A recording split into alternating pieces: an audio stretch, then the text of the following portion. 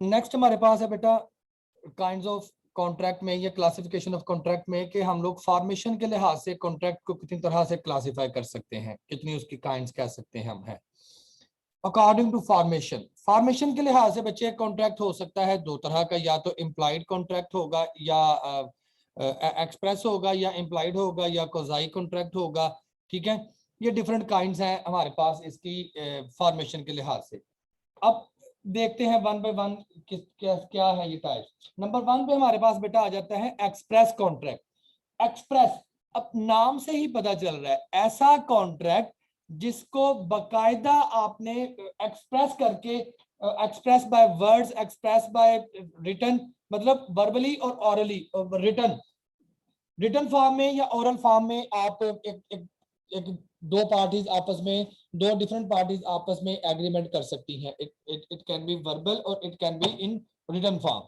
ठीक है, तो उसको हम लोग जो है वो वैलिड करवा सकते हैं अगर हमारे पास उसकी एसेंशियल्स जो है, एक कॉन्ट्रैक्ट की प्रॉपर एसेंशियल्स जो है एक वैलिड कॉन्ट्रैक्ट की वो पूरी हो रही है, तो उसे हम लोग बाय लॉ उसको बाउंड कर सकते हैं कि जी जनाब आप इसको पूरा करेंगे। Express contract, an express contract is a contract where the parties state the terms by words spoken or written at the time of its formation। बोल के या लिख के कॉन्ट्रैक्ट की जो शराइत है वो आपने बयान कर दी है या उस पर रजामंदी ले ली है। When such a contract is formed, there is no difficulty in understanding the rights and obligation of the parties। देखो बेटा, जब एक टर्म एंड कंडीशंस बोल के या लिख के सेट कर ली गई है तो किसी भी कॉन्ट्रैक्टिंग पार्टी को किसी तरह का कोई अभाव नहीं होगा अपने राइट्स एंड ड्यूटीज के बारे में या अपनी ऑब्लिगेशंस के बारे में। क्लियर कट लिखा होगा कि पार्टीज की ऑब्लिगेशंस क्या है, राइट्स एंड ड्यूटीज क्या है और उनको फुलफिल करना है। In express contract the parties directly state the terms of the contract. Parties direct एक दूसरे को मतलब आपस में जो है वो तय कर लेती हैं शराइत और ज़वाबित बोलकर या लिख के। ठीक है जी, तो ये एक्सप्रेस कॉन्ट्रैक्ट था। उसके बाद आ जाते हैं इंप्लाइड कॉन्ट्रैक्ट। इंप्लाइड कॉन्ट्रैक्ट्स कौन से होते हैं? An implied contract is made otherwise than by word spoken और रिटन। ऐसे कॉन्ट्रैक्ट्स जो कि लिखकर या बोलकर नहीं किए जाते, जो ना तो रिटन फॉर्म में होते हैं और ना ही ओरल फॉर्म में होते हैं। तो फिर ये कैसे कॉन्ट्रैक्ट्स है भाई? It arises from the act और कंडक्ट ऑफ पार्टीज और सर्कमस्टांसेस ऑफ पर्टिकुलर केस। ये पार्टीज के एक्ट या कंडक्ट से ऑटोमेटिकली क्रिएट हो जाते हैं। अब आप कहेंगे सर ये किस तरह के कॉन्ट्रैक्ट्स होते हैं? देखते हैं। It arises when one person without request. ये कब क्रिएट होते हैं? जब एक बंदा बगैर रिक्वेस्ट के, बगैर कहे, रेंडर सर्विसेज अंडर सर्कमस्टांसेस, कुछ सर्विसेज दे देता है, indicating that we expect to be paid for them, और एक्सपेक्ट करता है कि उसे उन सर्विसेज के बदले में पे किया जाएगा। And the other person knowing such circumstances accept those services. और उस बंदे को जिसको सर्विसेज दी जा रही है उसे पता है कि भाई ये बंदा मुझे सर्व कर रहा है, मुझे इसकी पेमेंट करनी पड़नी है, तो फिर उसे हम लोग इंप्लाइड कॉन्ट्रैक्ट का नाम देंगे।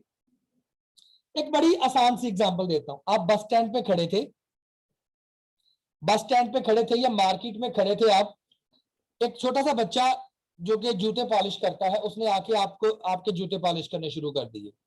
अब आपको इस चीज का इल्म है कि भाई ये जूते पॉलिश कर रहा है तो इसको बाद में मैंने पैसे देने हैं, रीजनेबल अमाउंट जो है इसको मैंने पे करनी है इस जूते पॉलिश करने के बदले में। ठीक है, तो अब आप बाउंड हो गए हैं उसको पे करने के लिए, आपको पता है कि मुझे पेमेंट करनी है। अब ऐसा तो नहीं होता कि बगैर पैसे दिए कि बंदा आगे काम करना शुरू कर दे और आपको पता हो कि इसने पैसे भी नहीं लेने, ऐसा तो नहीं पॉसिबल। इसकी एक और एग्जांपल दे देता हूं मैं कि आप सिग्नल पे खड़े थे तो वहां पे एक बंदे ने आके आपकी जो स्क्रीन थी गाड़ी की वो साफ करनी शुरू कर दी। अब आप उसको 10 15 20 रुपए 50 रुपए जो भी होता है वो आप उसको पे करते हैं, पता होता है भी ये काम कर रहा है, इसने स्क्रीन साफ की है, मेरे लिए काम किया, तो मैं इसको पे कर देता हूँ। हाँ, तो these are kinds of implied contract कि ये आपके एक्शंस की वजह से, आपके एक्ट की वजह से स्पेशल सर्कमस्टांसेस के अंदर वो ऑटोमेटिकली क्रिएट हो गए। आप रेलवे स्टेशन पे जा रहे थे और एक जो सामान उठाने वाला कुल्ली था उसने आपका लगेज जो है वो कैरी कर लिया और आपके डेस्टिनेशन तक आपको ड्रॉप कर दिया। हाँ, गाड़ी तक आपको ड्रॉप कर दिया, तो उसने उसके बदले में पैसे लेने। आप एयरपोर्ट से बाहर आते हैं तो अक्सर वहां पे लोग ट्रॉलीज लेकर घूम रहे होते हैं, वो आपका सामान ट्रॉली में रख के आपको जो पार्किंग स्टैंड है वहां तक आपको जो है वो पहुंचा देते हैं सामान को, उसके बदले में भी आप उनको कुछ पैसे देते हैं, ठीक है। तो ये जो कॉन्ट्रैक्ट क्रिएट हो रहे हैं आपके कंडक्ट की वजह से, आपके अमल की वजह से, इन्हें हम लोग इम्प्लाइड कॉन्ट्रैक्ट कहते हैं। ना ये कोई बोल रहा है और ना ही ये जो है ये रिटर्न फॉर्म में होते हैं। हाँ, जैसे आप टैक्सी स्टैंड पे गए, वहां पे काफी सारे जो गाड़ियां हैं वो खड़ी थी, या वहां पे काफी सारे रिक्शास जो हैं वो खड़े थे, आप किसी भी रिक्शे में बैठे, गाड़ी में बैठे, तो आपने कहा जी मुझे फलां जगह पे ड्रॉप कर दे। अब आपने एक अमल ऐसा किया है, आप जाके रिक्शे में बैठ गए हैं, रिक्शे वाले ने रिक्शा चलाना शुरू कर दिया है। अब जब आप डेस्टिनेशन पे जहां पे जाके आप उसे कहेंगे ड्रॉप करने के लिए, वहां जाके वो आपको बता देगा कि जी इतने पैसे मुझे पे कर दिए जाए, ठीक है। तो these are kind of implied contract, ठीक है जी। उसके बाद बेटा हमारे पास आ जाते हैं कौजाई कॉन्ट्रैक्ट। फॉर्मेशन के लिहाज से तीसरी टाइप है कौजाई कॉन्ट्रैक्ट। ये कौन से कॉन्ट्रैक्ट होते हैं? A quasi contract is not a contract as there is no intention of the parties to enter into a contract. ये कहा जाता है कि ये कॉन्ट्रैक्ट ही नहीं है। क्यों? क्योंकि दो लोग जो है या पार्टीज ऑफ कॉन्ट्रैक्ट जो है वो जानते बूझते हुए कॉन्ट्रैक्ट नहीं करते, जानते बूझते हुए, इलम होते हुए ऑब्लिगेशंस क्रिएट नहीं करते। इनफैक्ट दरअसल होता क्या है, it is an obligation created by law in the absence of contract. Contract की गैर मौजूदगी में कुछ ऑब्लिगेशंस आपकी क्रिएट हो जाती है। भाई ये कौन सी ऑब्लिगेशंस हैं जो कॉन्ट्रैक्ट की गैर मौजूदगी में क्रिएट हो जाती है जी? It is based on the principle of equity that a person shall not be allowed to get benefit at the expense of another. It is also constructive contract. मतलब ये इस असूल के तहत ये बनाया जाता है कॉजी कॉन्ट्रैक्ट कि भाई आप किसी के बलबोते पर किसी के पैसों पे आप बेनिफिट नहीं ले सकते नाजायज तो। हाँ, अब देखें, आपका पर्स चोरी हो गया, या आप अपना पर्स, अब आप अपने दोस्त के घर गए थे, वहां पे आप अपना वॉलेट या अपना मोबाइल या अपना कुछ सामान भूल के आ गए। अब उस दोस्त की जिम्मेदारी है कि वो सामान आपको पहुंचाए। अब दोनों के दरमियान कॉन्ट्रैक्ट नहीं हुआ था कि भाई मैं आऊंगा, मैं अपना सामान तुम्हारे घर छोड़ जाऊंगा, तो तुम मुझे कल परसों तरसों मुझे वापस कर देना। ये कॉन्ट्रैक्ट नहीं हुआ था।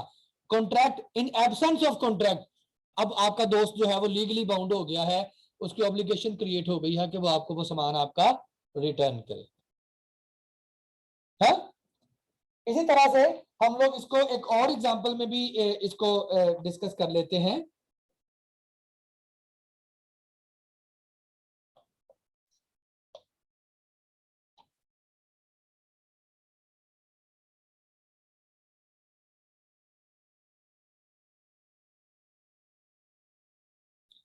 कि आप क्लासरूम में बैठे हुए थे, अपनी जो कुछ गैजेट्स थे, आपके आईटी गैजेट्स थे, वो आप उसको क्लासरूम में भूल गए हैं, और यहाँ पे जो भी आपका वो आपका सिक्योरिटी वाले हैं जो कि रूम को लॉक करते हैं, या वो जो सैनिटरी वाले हैं, या वो जो सफाई वाले वर्कर्स हैं वो है, तो उनको अगर कुछ सामान मिलता है तो वो लीगली बाउंड है कि वो उसको डिपार्टमेंट में पहुंचाएंगे और वो डिपार्टमेंट आपको वो रिटर्न कर देगा। तो ये these are kind of quasi contracts, ठीक है जी।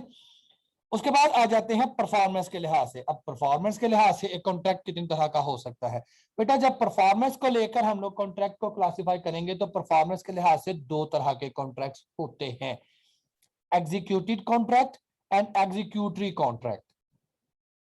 अब एग्जीक्यूटिव कॉन्ट्रैक्ट कौन सा होता है? एग्जीक्यूटिव नाम से ही जाहिर है कि एक कॉन्ट्रैक्ट हुआ था डिफरेंट पार्टीज के दरमियान। अब अगर पार्टीज ऑफ कॉन्ट्रैक्ट ने अपने अपने हिस्से की ऑब्लिगेशंस को फुलफिल कर दिया है, कंप्लीट कर दिया है, अपने हिस्से का काम कर दिया है, तो अब वो अपनी अपनी ऑब्लिगेशन से, अपनी जिम्मेदारियों से आजाद हो गए हैं, उसे हम लोग कहते हैं एग्जीक्यूटिव कॉन्ट्रैक्ट। क्या नाम देंगे उसे? एग्जीक्यूटिव। कि when parties of contract had perform there part of obligation, हाँ, उसे एग्जीक्यूटेड कॉन्ट्रैक्ट कहेंगे। मतलब दो लोगों के दरमियान मायदा हुआ था, मैंने यहाँ पे अपने एक स्टूडेंट के साथ एक एग्रीमेंट किया, मैंने कहा कि भाई आप जो है ये अपनी गाड़ी जो है ये मुझे सेल कर देंगे 20 लाख रुपए में, मैंने कॉन्ट्रैक्ट किया, एग्रीमेंट कर लिया, अब मुकर्ररा तारीख पे मैंने उसे 20 लाख रुपया दे दिया और उसने मुझे गाड़ी डिलीवर कर दी। अब दोनों ने अपने अपने हिस्से की जो ऑब्लिगेशंस थी वो कंप्लीट कर दी, फुलफिल कर दी। अब दोनों पार्टीज जो है वो फ्री हो गई, किसी के भी हिस्से का काम अभी करने वाला पेंडिंग नहीं है, तो दोनों ने अपना अपना काम कर लिया, कॉन्ट्रैक्ट खत्म हो गया। एग्जीक्यूटरी कॉन्ट्रैक्ट, एग्जीक्यूटरी में क्या होता है कि अगर कॉन्ट्रैक्टिंग पार्टीज में से कोई पार्टी या कॉन्ट्रैक्ट का कुछ हिस्सा अभी परफॉर्म करने वाला रहता है, उसे हम लोग एग्जीक्यूटरी कॉन्ट्रैक्ट कहते हैं। मैंने कॉन्ट्रैक्ट किया था स्टूडेंट के साथ कि भाई आपसे मैं गाड़ी खरीदूंगा 20 लाख रुपए की 10 दिन के बाद। 10 दिन के बाद मैंने उसे 15 लाख रुपए दे दिया और उसने मुझे गाड़ी दे दी, लेकिन मैंने अभी उसे पूरे पैसे नहीं दिए। मैंने उसे कहा भाई 5 लाख आपको थोड़े दिन बाद मजीद दे दूंगा, 5-6 दिन बाद। लेकिन एक पार्टी ने अपनी ऑब्लिगेशन परफॉर्म कर दी है और दूसरी पार्टी की तरफ से अभी ऑब्लिगेशन परफॉर्म करने वाली रहती है। जरूरी नहीं है कि एक एंड पे ही परफॉर्म करने वाली रहती हो, दोनों एंड पे भी परफॉर्म करने वाली रह सकती है। अब वो स्टूडेंट ने मुझे गाड़ी तो दे दी, लेकिन उसने मुझे गाड़ी के पेपर डिलीवर नहीं किए। उसने कहा सर जैसे ही आप 5-6 दिन के बाद बाकी पेमेंट करेंगे मैं आपको गाड़ी के पेपर भी दे दूंगा। अब दोनों पार्ट पे कुछ ना कुछ ऑब्लिगेशन जो है वो परफॉर्म करने वाली अभी बाकी है, to be perform, some obligation to be perform, अभी उनका बाकी है परफॉर्म होना, तो उसे हम लोग कहेंगे executory contract. In an executory contract, some obligation remains to be fulfilled. In other words, a contract is said to be executory when both the parties to contract have not performed their obligation. जब दोनों parties ने अपनी full obligation, अगर complete obligation अगर जो है वो perform नहीं की, तो उसे हम लोग एग्जीक्यूटरी कॉन्ट्रैक्ट का नाम दे देंगे। ठीक है जी, ये परफॉर्मेंस के लिहाज से दो टाइप्स। उसके बाद बेटा हम लोग बात कर लेते हैं पार्टीज के लिहाज से, कि कॉन्ट्रैक्टिंग पार्टीज के लिहाज से कॉन्ट्रैक्ट की भी मजीद दो इकसाम हो सकती हैं।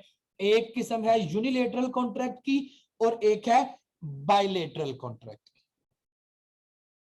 यूनिलेटरल और bi, uni stand for one, कि ऐसा कॉन्ट्रैक्ट जिसमें एक ही पार्टी है, दूसरी पार्टी है ही नहीं,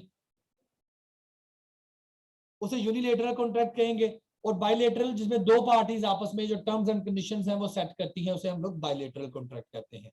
unilateral contract, it is a one sided contract, one sided यकतरफा कॉन्ट्रैक्ट है, ये यकतरफा मायदा।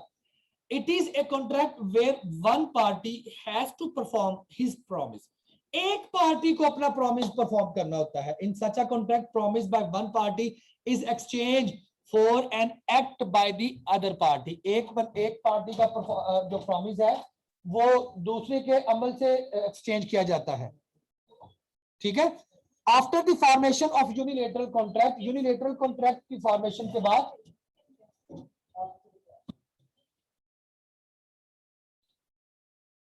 after the formation of unilateral contract only one party remains liable to perform his obligation। सिर्फ एक पार्टी लायबल होती है अपने ऑब्लिगेशन को परफॉर्म करने के लिए, because the other party has already performed his obligation, क्योंकि दूसरी पार्टी ऑलरेडी अपने हिस्से का काम जो है, अपने हिस्से की ऑब्लिगेशंस जो है उनको परफॉर्म कर चुकी होती है।